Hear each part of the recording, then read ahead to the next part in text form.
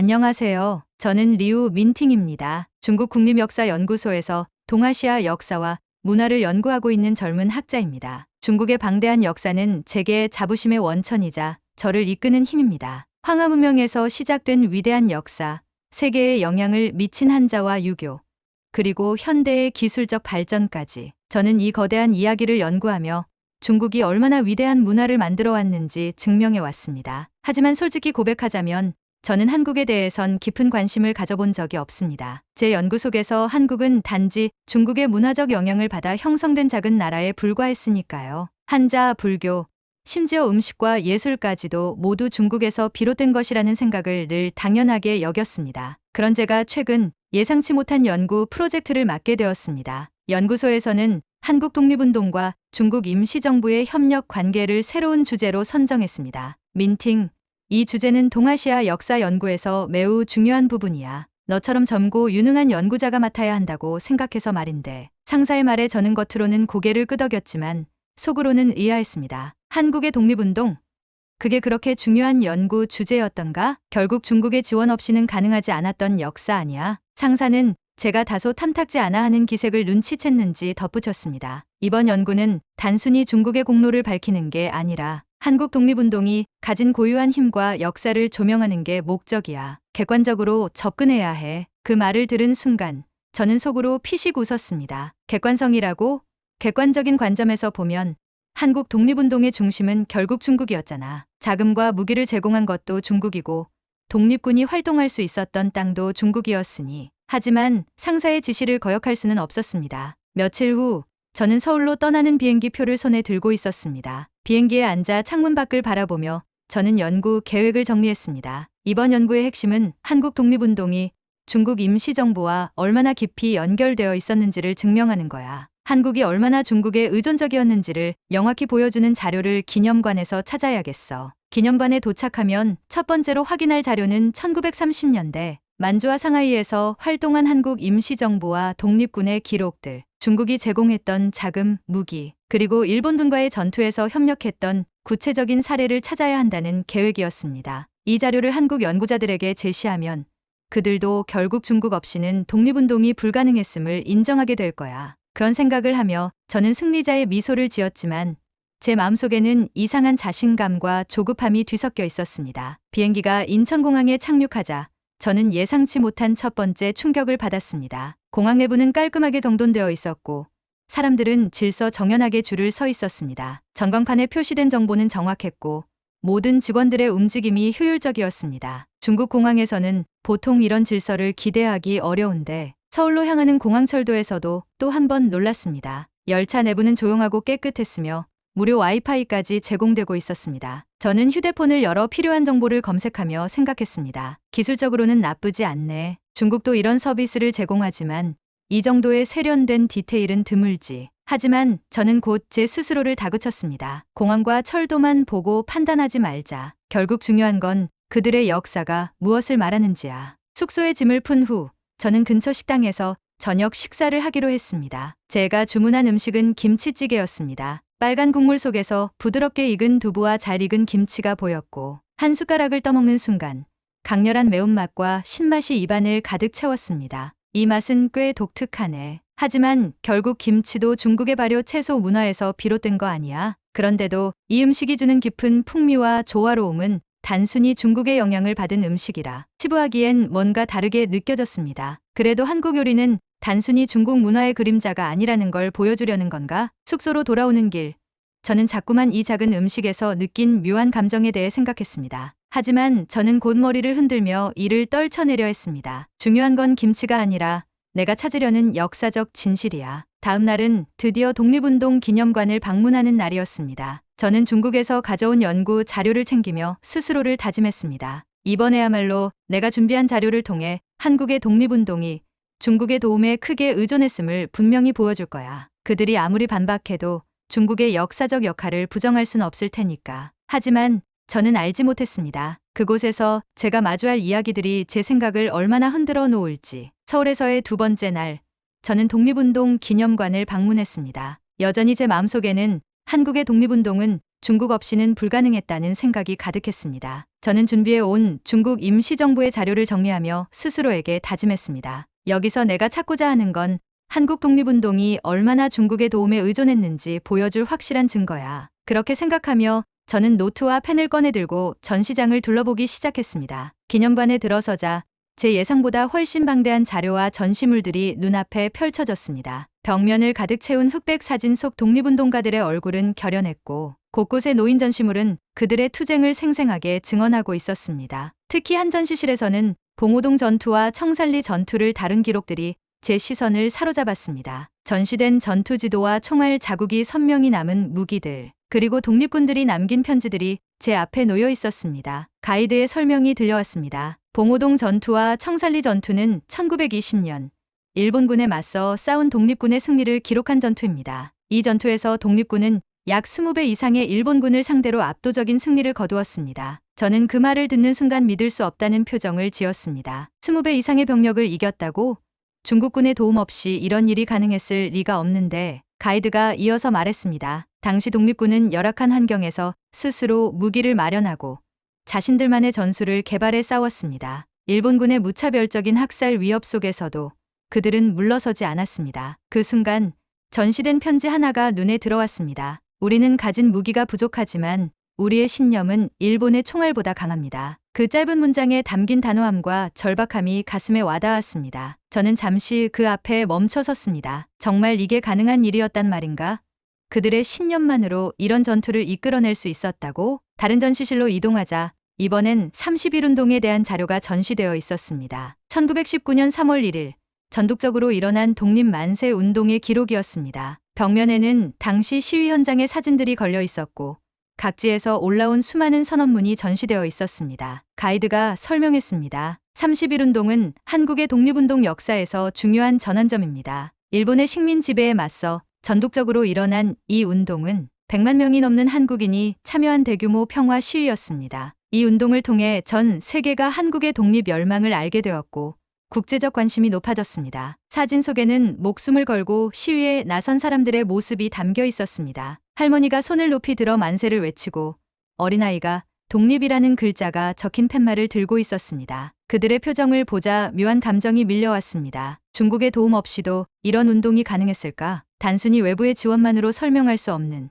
그들만의 강렬한 에너지가 느껴져. 하지만 동시에 머릿속에 떠오르는 또 다른 생각이 있었습니다. 그래도 이런 운동이 실제로 독립에 얼마나 기여했을지는 의문이야. 중국과의 협력이 없었다면 이들이 얼마나 버틸 수 있었을까? 기념관에서의 관람이 끝난 후 약속된 한국 연구자들과의 회의에 참석했습니다. 연구자들은 저를 반갑게 맞아주었지만 제 마음 한구석에는 여전히 긴장감이 있었습니다. 대화가 시작되자 저는 바로 준비한 자료를 꺼내며 본론으로 들어갔습니다. 상하이 임시정부와 한국 독립운동의 기록을 보면 중국이 얼마나 중요한 지원을 했는지 알 수 있습니다. 사실상 중국의 자금과 군사적 기반 없이는 독립운동이 지속되기 어려웠을 겁니다. 제 말을 듣고 한 연구자가 미소를 지으며 대답했습니다. 물론 중국의 지원은 한국 독립운동에서 매우 중요한 부분이었습니다. 하지만 독립운동의 핵심은 한국인들의 자발적 열망과 희생이었습니다. 예를 들어 봉오동 전투와 청산리 전투는 독립군이 스스로의 전략과 신념으로 이뤄낸 결과입니다. 저는 반박했습니다. 하지만 그 전투도 결국 중국의 영토에서 이루어졌잖아요. 중국이 장소와 자금을 제공하지 않았다면 가능했겠습니까? 그 순간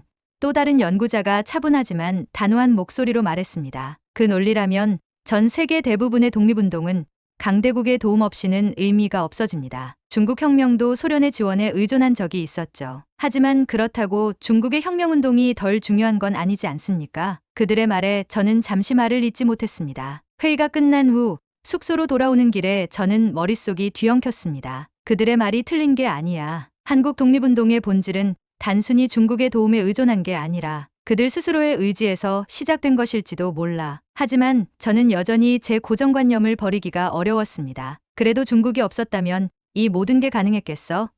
내 생각이 완전히 틀렸을 리는 없어. 그날 밤 저는 연구 노트를 펼쳐놓고 기념관에서 본 자료들을 다시 떠올렸습니다. 전투에서 희생된 독립군들, 만세를 외치던 사람들, 그리고 그들이 남긴 편지. 내가 놓치고 있는 건 뭘까?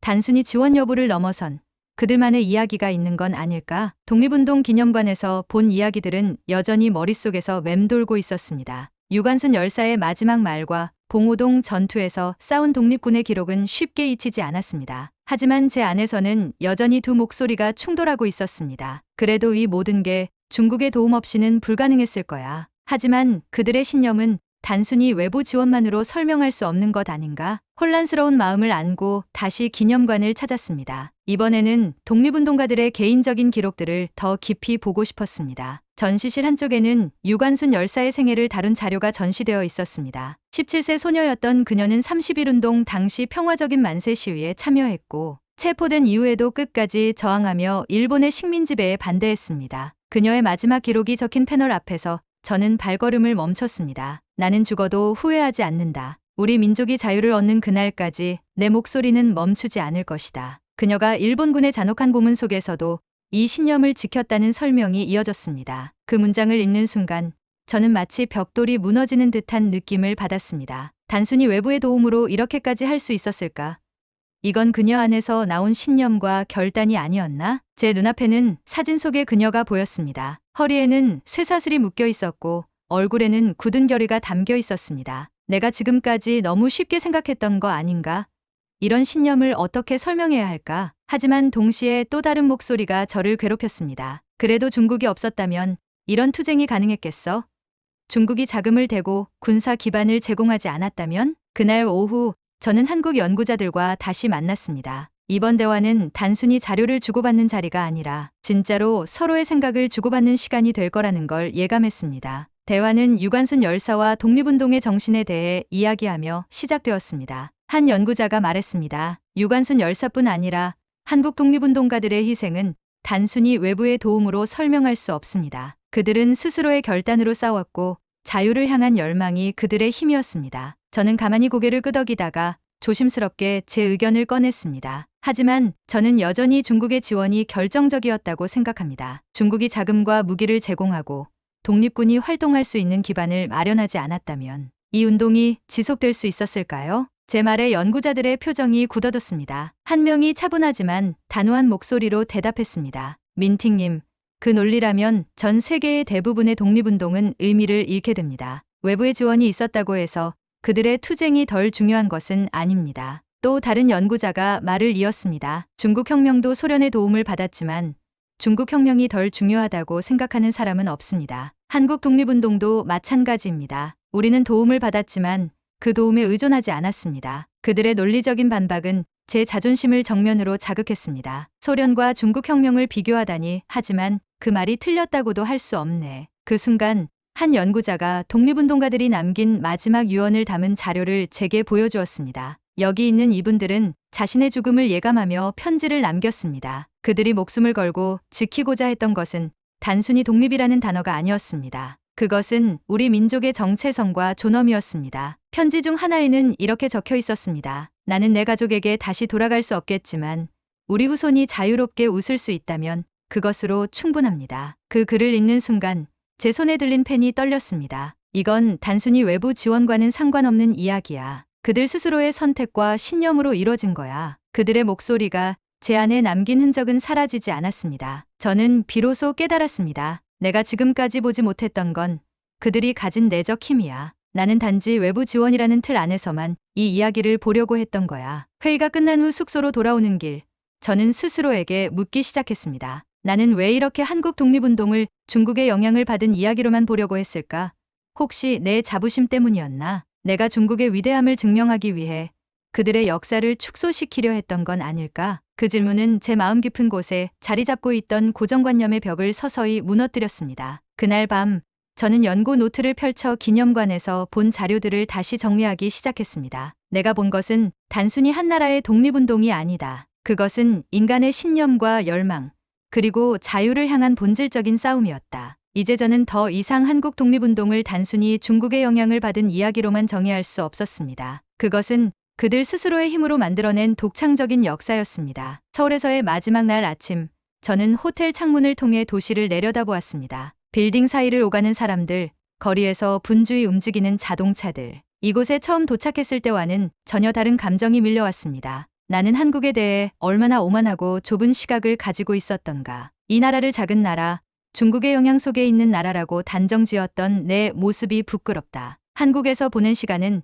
제게 새로운 시각과 깊은 깨달음을 안겨주었습니다. 독립운동 기념관에서 마주한 이야기들, 한국 연구자들과 나눈 치열한 논쟁, 그리고 그들의 말 속에 담긴 진심은 제 안의 고정관념을 서서히 깨부수고 있었습니다. 공항으로 가는 차 안에서 저는 제가 본 것들과 느낀 것들을 되짚어 보았습니다. 봉오동 전투에서 싸웠던 독립군의 용기, 유관순 열사가 목숨을 바쳐 지키고자 했던 신념, 그리고 30.1운동의 수많은 참가자들이 외쳤던 자유의 목소리. 그들은 단순히 외부의 도움에 의존한 사람들이 아니었다. 그들의 독립운동은 철저히 그들 스스로의 신념과 열망에서 시작된 것이었다. 처음 한국에 왔을 때의 저는 그들의 역사를 단순히 중국의 역할 속에서만 해석하려 했습니다. 하지만 지금은 다릅니다. 그들의 역사는 그들 스스로 써내려간 고유한 이야기였으며 중국은 그들의 투쟁을 도운 여러 협력자 중 하나였을 뿐입니다. 작은 나라라고 해서 약한 것은 아니다. 그들은 그들만의 방식으로 강했고 그들의 신념은 어떤 강대국도 무너뜨릴 수 없었다. 그 깨달음은 제게 묵직한 울림을 남겼습니다. 베이징에 도착한 첫날, 저는 가족과 친구들에게 한국에서의 경험을 이야기했습니다. 하지만 그들의 반응은 예상과는 달랐습니다. 한국, 결국 중국 문화에 의존해서 발전한 나라잖아. 그런 작은 나라의 독립운동이 뭐가 그렇게 대단하다고 그래? 그들의 냉소적인 반응에 저는 잠시 말을 잃었습니다. 하지만 곧 마음을 가다듬고 차분히 이야기했습니다. 나도 처음엔 그렇게 생각했어. 하지만 내가 직접 보고 느낀 건 전혀 달랐어. 그들은 외부의 도움을 받았지만 그 도움에만 의존하지 않았어. 그들 스스로 싸웠고 자신들의 역사를 만들어갔어. 하지만 가족들은 여전히 회의적인 표정을 지었습니다. 그래도 그렇게까지 과대평가할 건 아니지 않아? 그들의 반응에 저는 속으로 깊은 한숨을 쉬었습니다. 내가 왜 그들처럼 생각했는지 이제야 알겠어. 내가 보지 못했던 것을 그들도 보지 못하고 있는 거야. 하지만 저는 물러서지 않았습니다. 단호한 목소리로 다시 말했습니다. 그들의 역사를 직접 보기 전에는 그렇게 쉽게 판단하지 마. 한국 독립운동은 단순히 외부 지원에 의존한 이야기가 아니야. 그건 우리 모두가 배워야 할 이야기야. 며칠 후 저는 연구소에서 한국 독립운동과 중국, 임시정부의 협력이라는 주제로 연구 발표를 진행하게 되었습니다. 발표를 준비하며 저는 스스로에게 물었습니다. 내가 보고 느낀 것을 어떻게 전달할까? 내가 배운 것을 있는 그대로 전해야 할까? 아니면 적당히 타협해야 할까? 발표 초반, 저는 중국이 한국 독립운동에 제공했던 지원의 중요성을 설명했습니다. 중국이 상하이와 만주에서 독립군에게 자금과 군사적 기반을 제공했던 기록을 강조하며 양국의 협력 관계를 분명히 했습니다. 하지만 발표 후반부, 저는 한국 독립운동의 본질에 대해 솔직히 말하기로 마음먹었습니다. 물론 중국의 지원은 중요한 역할을 했습니다. 그러나 제가 한국에서 보고 느낀 것은 그들의 독립운동이 단순히 외부의 도움에 의존한 것이 아니라는 점이었습니다. 그것은 그들 스스로의 신념과 열망에서 시작된 것이었고 외부의 지원은 그들의 투쟁을 도왔을 뿐입니다. 회의실이 잠시 정적에 휩싸였습니다. 몇몇 동료들은 고개를 끄덕였지만 일부는 의아한 표정을 지었습니다. 저는 말을 이어갔습니다. 우리가 그들의 역사를 바라볼 때 단순히 지원자의 시각으로만 보면 안 됩니다. 우리는 그들의 이야기를 그들만의 고유한 역사로 이해해야 합니다. 그것이야말로 진정한 협력의 의미를 되새기는 길입니다. 발표가 끝난 후 몇몇 동료들이 제게 다가와 말했습니다. 흥미로운 관점이네요. 민팅 씨가 한국에서 많은 것을 느끼고 온 게 분명해 보입니다. 하지만 이런 주장은 조금 더 논란의 여지가 있을지도 모르겠어요. 그 말에 저는 미소를 지으며 대답했습니다. 역사 연구는 항상 논란이 있기 마련이죠. 하지만 저는 진실을 이해하고자 하는 태도가 가장 중요하다고 생각합니다. 그날 밤, 저는 연구소 책상에 앉아 한국에서 찍은 사진과 모아온 자료들을 다시 보았습니다. 독립운동 기념관에서 봤던 유관순 열사의 마지막 기록, 봉오동 전투의 지도와 독립군들의 사진이 떠올랐습니다. 나는 그들의 이야기를 더 많이 듣고 싶다. 그리고 그들의 이야기를 더 많은 사람들에게 알리고 싶다. 저는 한국 연구자들에게 이메일을 보냈습니다. 여러분이 제게 보여주신 한국 독립운동의 이야기는 제게 큰 영감을 주었습니다. 언젠가 다시 한국을 방문해 더 많은 것을 배우고 싶습니다. 이메일을 보내며 저는 마음속으로 다시 다짐했습니다. 나는 더 이상 좁은 시각으로 세상을 보지 않을 거야. 이제는 더 깊이 이해하고 더 넓게 바라보며 내가 배운 것을 더 많은 사람들에게 나누는 사람이 될 거야. 창밖에는 베이징의 불빛이 여전히 반짝이고 있었습니다. 하지만 제 마음속에서는 한국의 이야기와 그들이 가진 열정의 불빛이 더 강렬하게 타오르고 있었습니다. 작다고 약한 것이 아니며 조용하다고 잊혀질 이야기가 아니다. 한국은 그들만의 방식으로 세상에 강렬한 흔적을 남기고 있었다. 여러분 오늘 이야기 어떠셨나요? 마음에 드셨다면 좋아요와 구독 부탁드립니다. 여러분의 응원이 영상 제작에 큰 도움이 됩니다. 감사합니다.